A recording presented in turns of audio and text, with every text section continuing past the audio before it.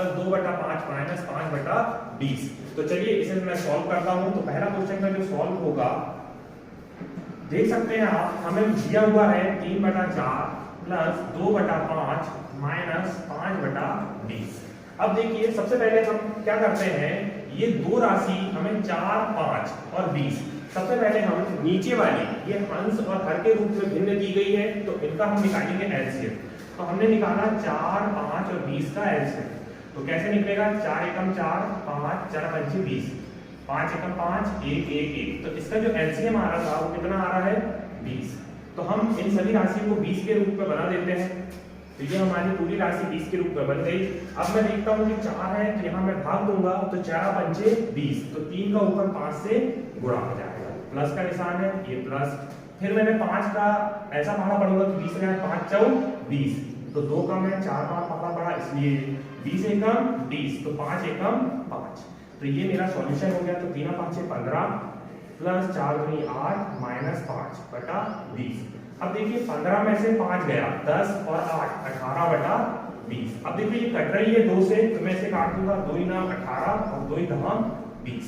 तो हमारा जो आंसर आता है वो आता है 9/10। तो बी नंबर का आंसर जो होगा वो इसमें सही होगा। चलिए बढ़ते हैं हम नेक्स्ट क्वेश्चन की तरफ। तो नेक्स्ट क्वेश्चन में हमें क्या कहा है, डिवाइड कीजिए। तो नेक्स्ट क्वेश्चन का कहना है कि इसे हमें डिवाइड करना है। तो क्वेश्चन ने दिया है 20/31 माइनस भागित 15/62। तो चलिए हम इसे भी सॉल्व करते हैं। तो देख सकते हैं सबसे पहले हम क्वेश्चन को फिर से पुनः उतारते हैं, गुणा भाग का चिन्ह है बटे 62।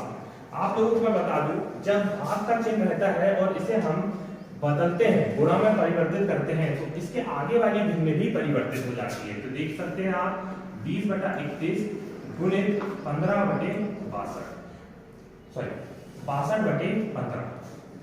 तो 31 का पहाड़ा पढ़ूंगा, तो 31 दूनी 62, 5 का 5 चौ 20, 5 किया 15। अगर मैं इसके गुणा करता हूं तो 4 दूनी 8/3। तो इसका सही आंसर आ जाएगा 8/3। तो इसका जो आंसर होगा वो 8/3 सही आंसर होगा।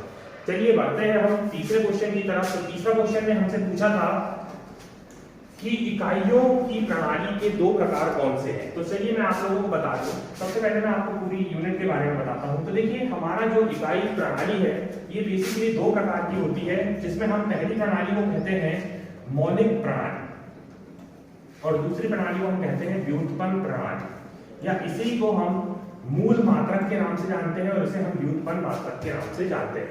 मौलिक मात्रक या मूल मात्रक वे मात्रक होते हैं जो अपने आप में स्वतंत्र होते हैं, जिनका हम भौतिक या इंटरनेशनल के द्वारा इन्हें अपनाया गया।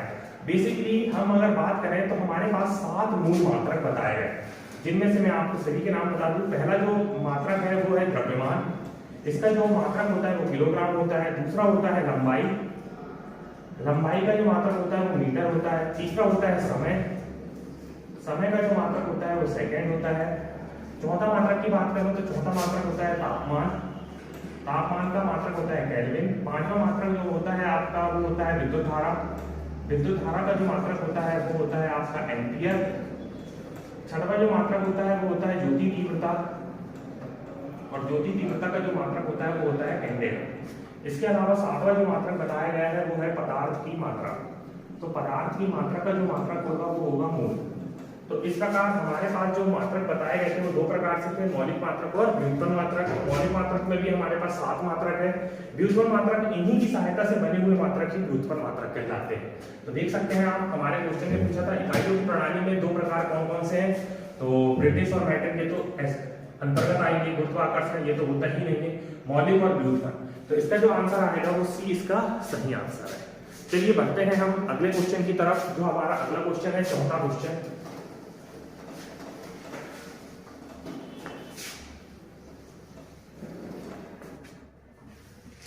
तो चौथा क्वेश्चन कहता है इनमें से मूलभूत इकाइयां कौन सी हैं। तो देखिए चौथे क्वेश्चन में जो कहा था वो कहा था इनमें से मूलभूत इकाइयां कौन सी हैं। तो चौथा क्वेश्चन बोला गया था मूलभूत इकाइयां कौन सी।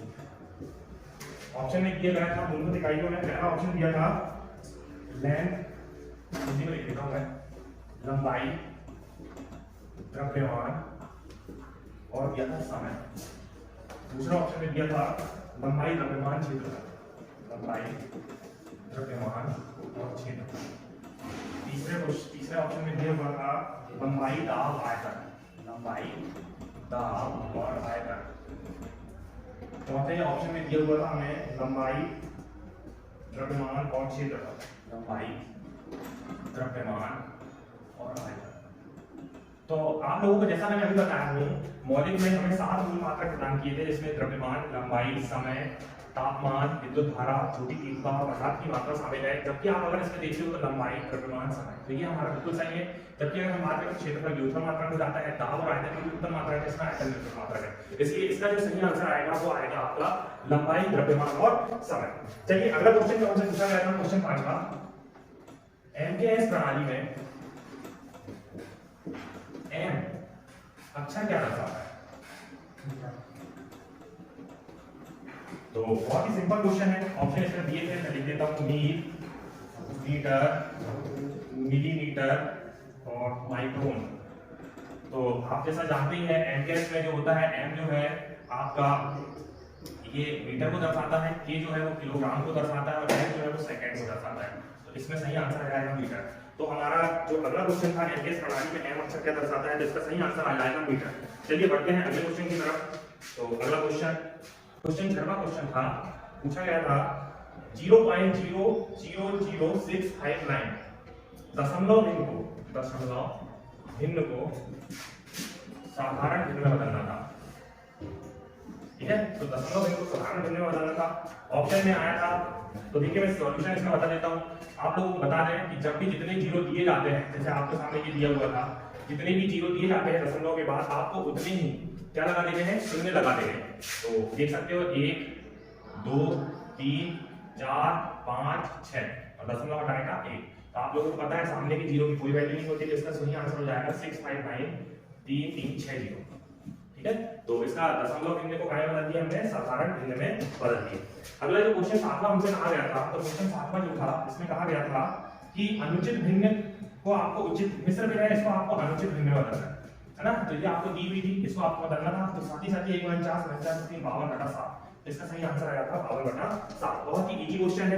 इसके बाद हम देखते हैं अगले क्वेश्चन जो, अगला क्वेश्चन जो कहा था ये था सरल कीजिए। क्वेश्चन 8वां जो था इसमें कहा था सरल कीजिए। क्वेश्चन ने क्या किया था, 17.49 गुणित 5.2 बटे 6.5। अब इसमें मैं ऑप्शन भी लिख देता हूं, क्योंकि ये क्वेश्चन जो है ये ऑप्शन से बहुत ही इजी बन जाता है। 13.79, 13.89 और डी 13.99। ठीक है, तो ये क्वेश्चन बहुत ही सरल क्वेश्चन है, लेकिन बच्चे लोग इसमें बहुत ही कठिनाई का सामना करते हैं, क्योंकि ऐसे क्वेश्चन लोगों को बनते नहीं है।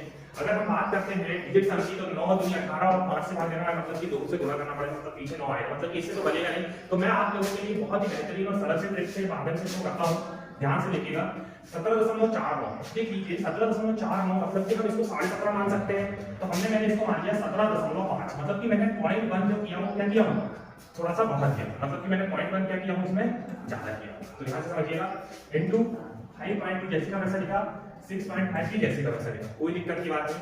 ये दशमलव हटाया, ये दशमलव हटा दिया, इसके बाद ये दशमलव हटाया तो यहाँ आ गया 10। इसके बाद अगर मैं बात करूं तो देखिए 13 13 13 दूनी 26, 13 4 52, 13 पंचे 65। ठीक, 5 से इसको काट देता हूं, 5 किया 15 और 5 25। तो आप देखेंगे 35 दूनी 70 और 35 चौक 140/10, मतलब कि 0 से 100। आंसर कितना आ रहा है 14। लेकिन मैंने देखो यहाँ ये 0.1 क्या किया था, ज्यादा किया था, तो मैं इसे 0.1 कम कर दूं, तो 0.1 कम कर दूंगा तो कितना आएगा 13.9। तो देखिए ऑप्शन है कि डी नंबर 13.9। तो बहुत ही इजी क्वेश्चन था। इसकी तरफ से हम बढ़ते हैं हम अगले क्वेश्चन की तरफ। तो अगला क्वेश्चन जो हमसे पूछा गया था वो एससीएफ से संबंधित क्वेश्चन है। तो एससीएफ से संबंधित क्वेश्चन है, तो उसको भी हम देख लेते हैं। तो क्वेश्चन ने क्या कहा था, क्वेश्चन 9 12 18 6 और 36 का एचसीएफ होगा। तो आप लोगों को बता दूं मैं, HCF highest common factor, highest common factor का मतलब होता है वह संख्या जिसका भाग या जो सभी में से सबसे ज्यादा बार भाग चला है। तो हम देखते हैं 12 को मैं सबसे छोटे तोड़ता हूं, तो 2 गुणित 2 गुणित 3, तो देखिए 2 दूनी 4, 4 दिया 12। इसके बाद देखो 18 को मैं तोड़ता हूं तो क्या हो जाएगा, 2 दिया 6, 6 दिया 18। इसके बाद 6 को तोड़ूंगा तो ये तो बहुत ही सिंपल सा 2 और 3। और 36 को मैं तोड़ दूं तो क्या हो जाएगा, 2 दूनी 4, 4 दिया 12, 12 दिया 36। देख सकते हो आप, ये देखिए मैंने इनको सबको तोड़ दिया क्योंकि मुझे एचसीएफ निकालना है। तो आप देखेंगे 2 इसमें भी है, इसमें भी है, इसमें भी है, इसमें भी है, तो हमारा जो एचसीएफ होगा वो 2 गुना। अब देखिए इसमें 3 भी है, इसमें भी 3 है, इसमें भी 3 है, इसमें भी 3 है, मतलब 3 भी इसमें कॉमन है। लेकिन क्या इसके बाद ये 2 कॉमन है क्या? नहीं। ये 3 कॉमन है क्या? नहीं। तो हमारा जो एचसीएफ आएगा वो कितना आएगा? 6। अगर इसी से हमसे पूछ लेता कि इसी का एलसीएम निकालो, तो देखिए हम इसी से निकाल सकते हैं। देखो एलसीएम में हमें बहुत हाईएस्ट कहा देखिए, जैसे कि देखो 2 को 2 लिख सकता हूं, 3 को 1 लिख सकता हूं क्योंकि 2 2 बार है, तो 2 की घात 2 लिख सकता हूं। 18 को भी देखिए मैं ऐसा लिख सकता हूं, 2 की घात 1 और 3 की घात 2। 6 को भी मैं ऐसा लिख सकता हूं, 2 की घात 1 3 की घात 1। और 36 को भी मैं ऐसा लिख सकता हूं, 2 की घात 2 और 3 की घात 2। ठीक है, अब मुझे एलसीएम निकालना है। तो देखिए एलसीएम के लिए मैं सबसे ज्यादा घात देखूंगा, जिसकी सबसे ज्यादा बार घात आई है। तो देखिए 2 को पकड़ता हूं तो 2 की सबसे ज्यादा घात 2 है, देख सकते हो। उसके अलावा ये भी है ना, तो दोनों है सबसे ज्यादा वही है। जबकि 3 की बात करें तो 3 की भी अधिकतम घात 2 है, तो ये भी मेरा एलसीएम हो जाएगा। 2 दूनी 4 और 3 किया 9, 9 तो 36 जो होगा तो इसका एलसीएम होगा और ये इसका एचसीएफ होगा। तो ये क्वेश्चन भी बहुत इजी तरीके से हमारा सॉल्व हो जाता है। अगला क्वेश्चन हम देखते हैं। क्वेश्चन में कहा है यदि किसी 225 मीटर लंबे तार को 900 बराबर भागों में काटा जाता है। तो देखिए बहुत ही सिंपल सा क्वेश्चन है ये भी। तो क्वेश्चन में क्या कहा है, यदि किसी 225 मीटर लंबे तार को 900 बराबर भागों में काटा जाता है,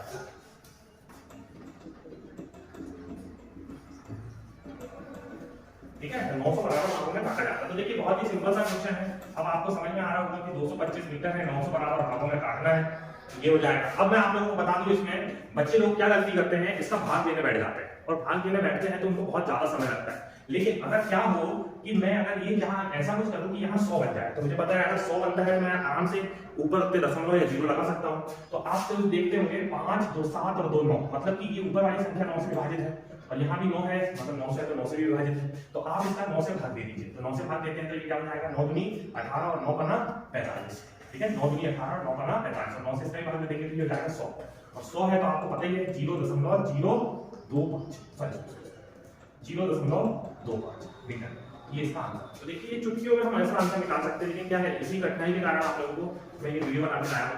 तो चलिए हम अगला सवाल की तरफ देखते हैं। अगला सवाल कहता है 1 इंच में कितने मिलीमीटर होते हैं, है ना। तो क्वेश्चन में क्या कहा है इसको थोड़ा सा समझ लेते हैं। क्वेश्चन में कहा है 1 इंच में आपको बताना है कितने मिलीमीटर होते हैं।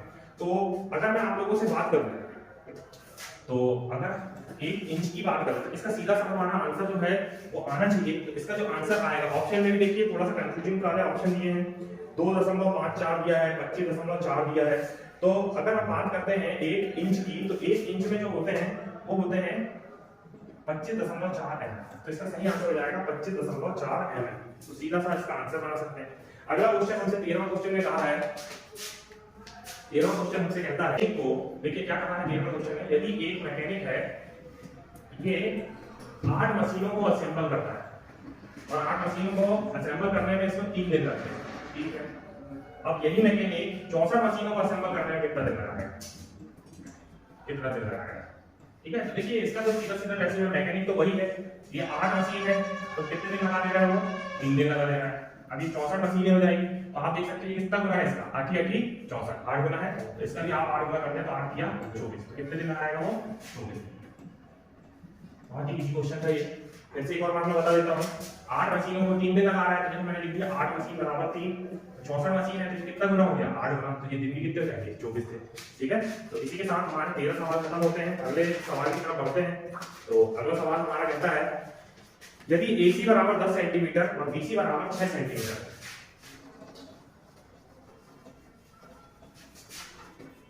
अगला सवाल कहता है AC बराबर 10 सेंटीमीटर और BC बराबर 6 सेंटीमीटर हो तो AB भुजा का मान बताइए। तो देखिए मैं सबसे पहले त्रिभुज बना देता हूं।